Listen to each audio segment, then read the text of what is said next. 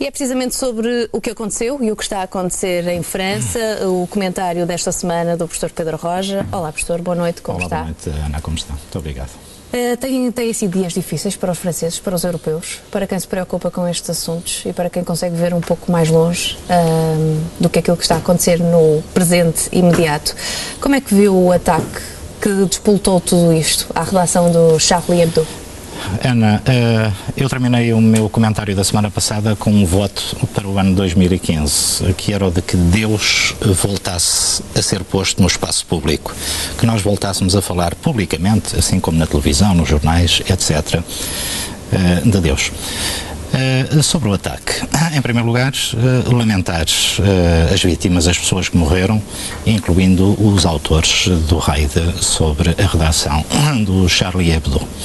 Eu gostaria de tomar 3 minutos, se conseguir, para resumir 500 anos de história da teologia e da filosofia que nos ajudarão a compreender porque é que isto acontece.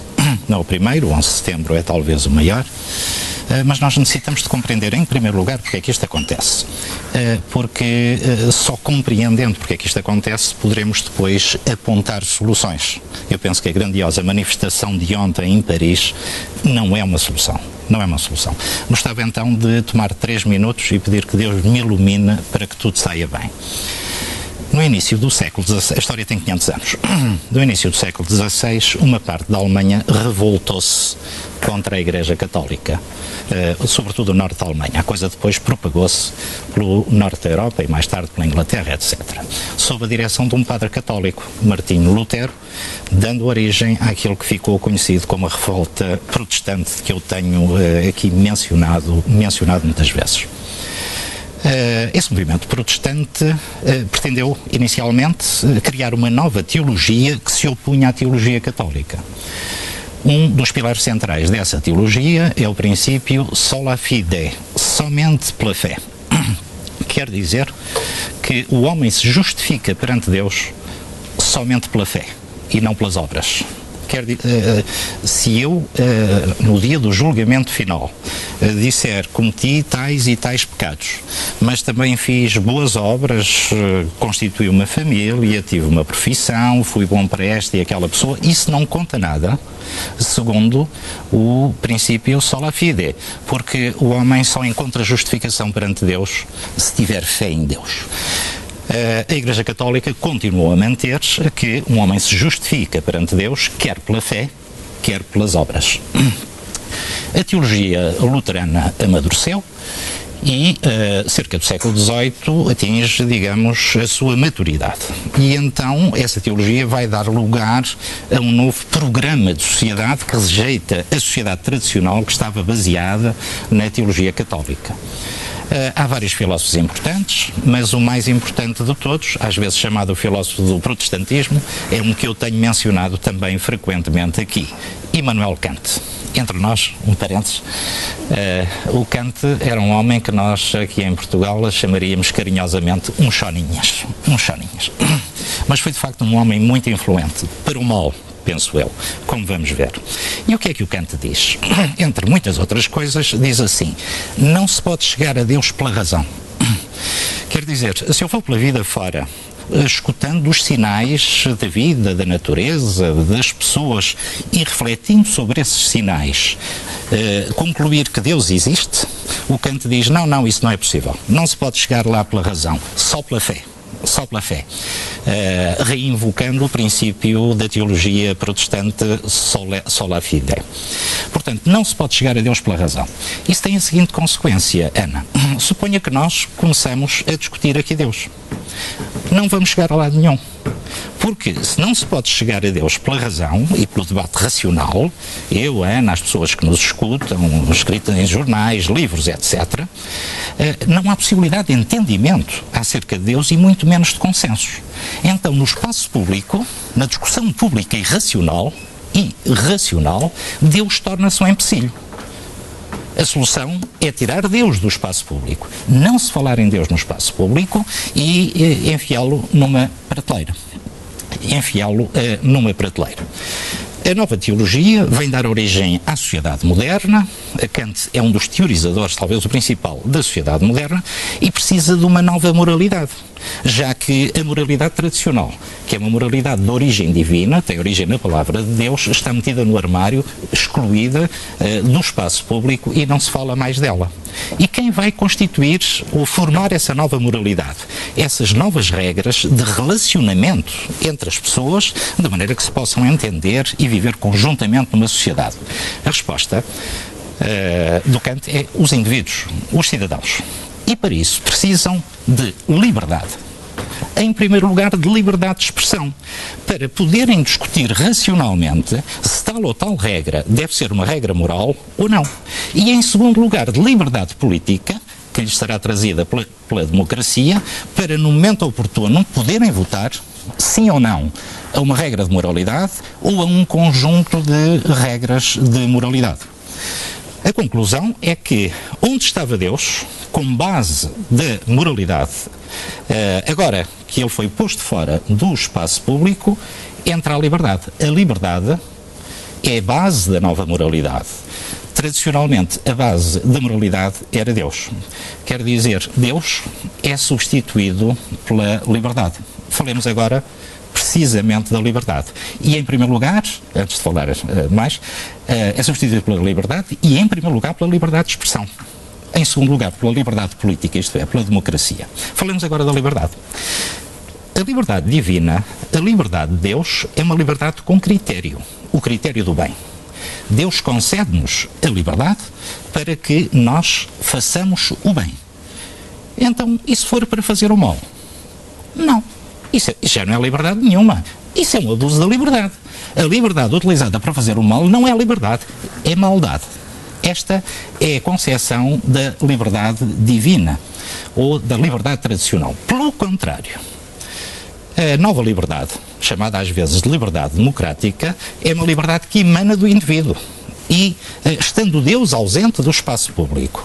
Portanto, é uma liberdade que me permite, ou permite a cada um, que permite, disse bem, que permite a cada um, estou quase a terminar para chegar ao ponto, que permite a cada um a dizer mal dos outros, depreciar os outros, ridicularizar os outros, ofender as crenças dos outros, às vezes as crenças mais íntimas, como é a crença de Deus, a crença em Deus, ridicularizá-los, humilhá-los. E foi isso que o Charlie Hebdo andou a fazer durante décadas, em relação aos judeus, em relação aos muçulmanos em primeiro lugar, e ao seu profeta, Maomé, mas também, em segundo lugar, em relação aos católicos. Ora, uma liberdade, esta nova liberdade, que permite diminuir as pessoas, ofendê-las, humilhá-las, satirizá-las, agredi-las nas suas crenças mais íntimas, como é, por exemplo, a crença em Deus, é uma liberdade que convida à violência. Se eu passar aqui o tempo a agredir a sua família, a depreciá-la, a si, à sua mãe, ao seu pai, se fizer isto de forma continuada, é natural que a sua reação inicial seja: olha, veja lá, não diga isso, porque isso até nem é verdade, etc., não diga mal de mim, das pessoas que me são queridas, da crença no meu Deus. Começará por fazer isso. Depois, se calhar, vai para o tribunal, mas não obtém vencimento em tribunal, porque eu vou ser inocentado ao abrigo do meu direito à liberdade.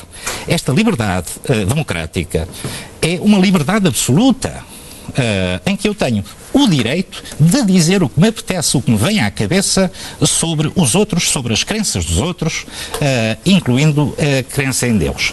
Portanto, é uma liberdade que contém o mal, contém a possibilidade de praticar o mal. E aqui o contraste com a liberdade divina, que é uma liberdade orientada exclusivamente para o bem. Vou resumir. Esta liberdade que permite agredir os outros, ofender os outros, diminuir os outros, ridicularizar os outros, está mesmo a convidar à violência. Mas nada justifica este tipo de violência, portanto. Nada justifica. Deus não aprovará que haja, Deus não aprova de certeza que haja um conjunto dos seus filhos a matarem outros. Não aprova. Mas Deus não aprova também, e em primeiro lugar, que ao longo de décadas, estes dos seus filhos andem a provocar, a diminuir, a humilhar, a satirizar estes outros. Também não aprova. O que é que nós temos que fazer para resolver este problema? Se esta liberdade é uma liberdade que inclui o mal e, portanto, se transforma em maldade, o que nós temos de fazer é tirar esta liberdade dita democrática do espaço público e voltar a pôr lá Deus, que é onde ele pertence, porque a liberdade de Deus é uma liberdade orientada para o bem. A liberdade de Deus não permite fazer mal, dizer mal, etc. O problema parece-me, portanto, muito simples, Ana. O problema parece-me, portanto, muito simples. Em lugar dos líderes ocidentais irem para ali defender esta liberdade absoluta, por assim dizer, a nova deusa da sociedade moderna, o que eles têm de fazer, e encorajar os seus cidadãos a fazer, é analisar os limites desta liberdade. Se é aceitável ou não que esta liberdade seja utilizada para ofender os outros. Porque foi isso que o Charlie Hebdo andou a fazer ao longo de décadas. Satirizando, caricaturando, humilhando o profeta Maomé, em primeiro lugar, e são mesmo só desenhos, são caricaturas. Não podem ser vistas assim? Ofensivas. Como uma forma de expressão? Não. Ou melhor, se continuarmos com esta liberdade de expressão que inclui isso, ofender os outros, nós vamos ter mais violência.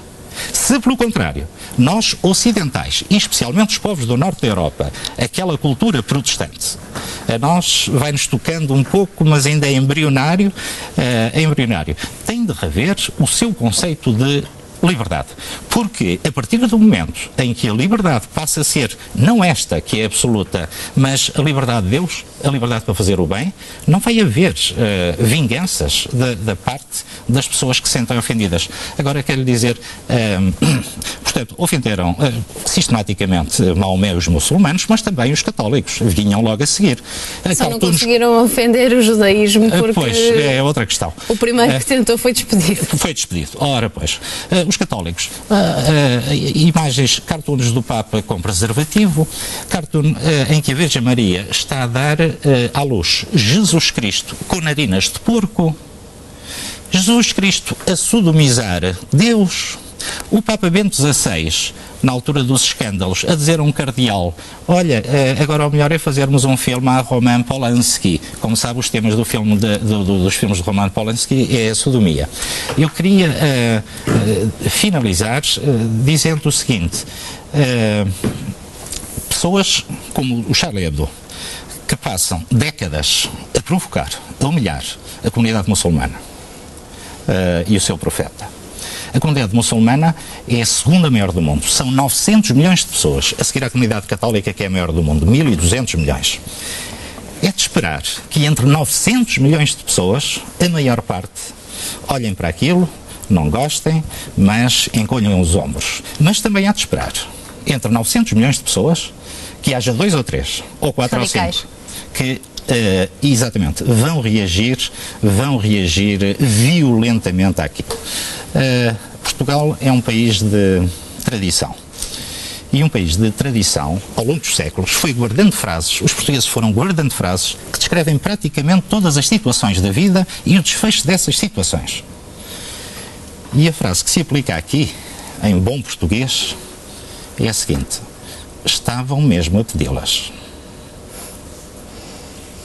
Com esse raciocínio terminamos este espaço para comentário, professor. O tempo passou rápido, passa normalmente rápido. Muito obrigada. Encontramos-nos aqui para a semana. Uma boa semana, professor. Boa noite.